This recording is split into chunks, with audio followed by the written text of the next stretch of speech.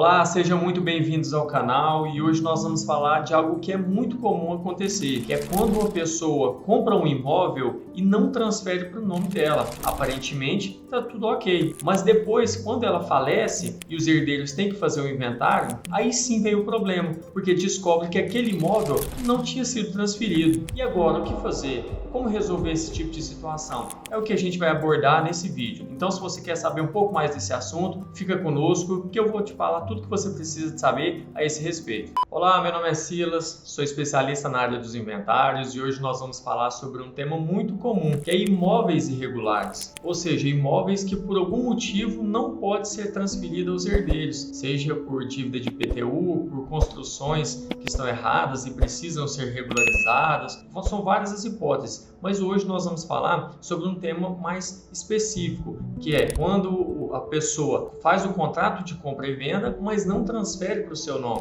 O que fazer nesses casos? Esse contrato é o famoso contrato de gaveta, que é quando a parte foi lá e só comprou o imóvel, não transferiu e assinou o contrato de compra e venda de bem particular. Esse é o famoso contrato de gaveta. Só que como ela não transferiu para ela, o que os herdeiros vão ter que fazer agora nesse momento? Os herdeiros vão ter que pegar e registrar esse imóvel, regularizar toda a situação dele para depois fazer o inventário. Esse é o correto, é o que deveria ser feito e é o que sempre a gente indica para todas as pessoas. Regulariza e depois faz o inventário. Só que a gente sabe que às vezes é difícil, a questão dos custos é muito alto. Para você regularizar o imóvel, vocês vão pagar os impostos ali e também vão pagar os impostos também do inventário. Então talvez a parte não tenha todos esses valores, os herdeiros não dispõem de toda essa quantia. E ainda mais se for um valor bem considerável, é difícil a parte ter. Tem pessoas que têm, tem outras que não têm. Quem tem a condição de fazer isso, ótimo, regulariza o imóvel, depois faz o inventário e acaba com tudo isso. No caso, para quem não tem, tem opções a ser feitas, tem opções que a gente pode ajudar que resultam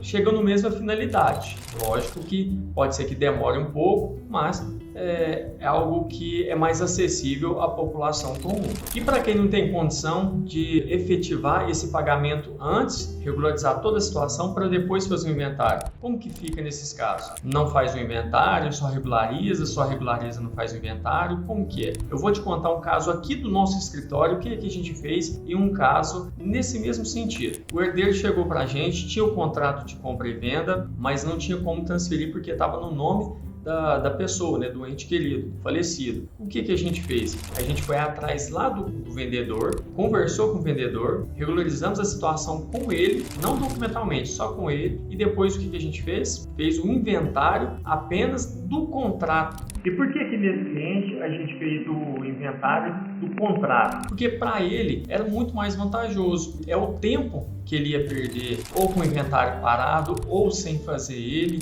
ou na justiça. De toda forma ele ia perder muito tempo. Ele ia perder também dinheiro, porque se esse inventário tivesse aberto, como que ia fazer? Ele ia ter que pagar o inventário, as custas dele, as despesas que ele tem, mais multas e mais juros, e ia ficar bem alto. E aí também tem que pagar, fora a regularização, esses dois valores ia ficar muito alto. Então, tudo isso somado, a gente chegou num consenso que o melhor para ele naquela ocasião era fazer o inventário do contrato. E só para você ter uma ideia, nesse contrato que a gente estava fazendo, esse inventário que a gente fez, nosso cliente economizou aproximadamente de 10 a 15 mil reais, porque fez o inventário do contrato e deixou a regularização para fazer em momento oportuno. Por quê? Porque ali ele não vai precisar de pagar as multas e juros, mas já no inventário precisa. Então você vê que cada caso é um caso e a gente pode, depender da situação, ver se cabe realmente fazer esse inventário do contrato ou não. Então é muito importante que você olhe o caso prático, olhe o que está acontecendo no seu caso e veja se realmente dá para fazer isso. Dá para fazer esse inventário? Não. Dá para fazer do lado de cá, regulariza tudo e acaba com isso? Se der, é ótimo. Mas cada caso é um caso e espero que o seu seja da mesma forma que o do nosso cliente, porque ele economizou um bom dinheiro, né? Afinal de contas, 10 a 15 mil hoje em dia é benéfico e é bom para todo mundo.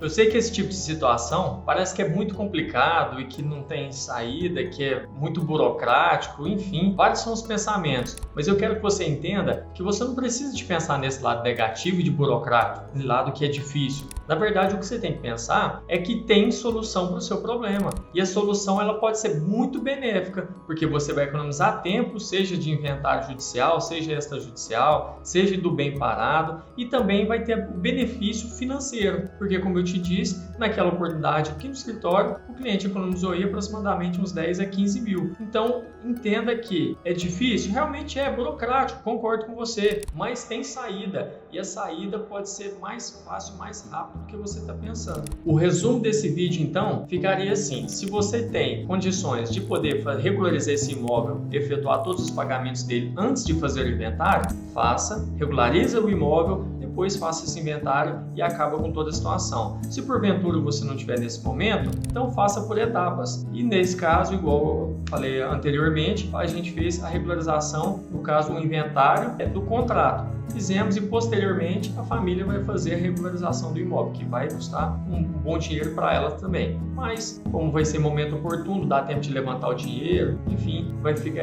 foi mais benéfico para a família, os herdeiros naquela ocasião. Então espero que esse vídeo tente ajudar, tente esclarecido a respeito dessa questão. E se for esclarecedor, deixe seu like, curte e compartilhe.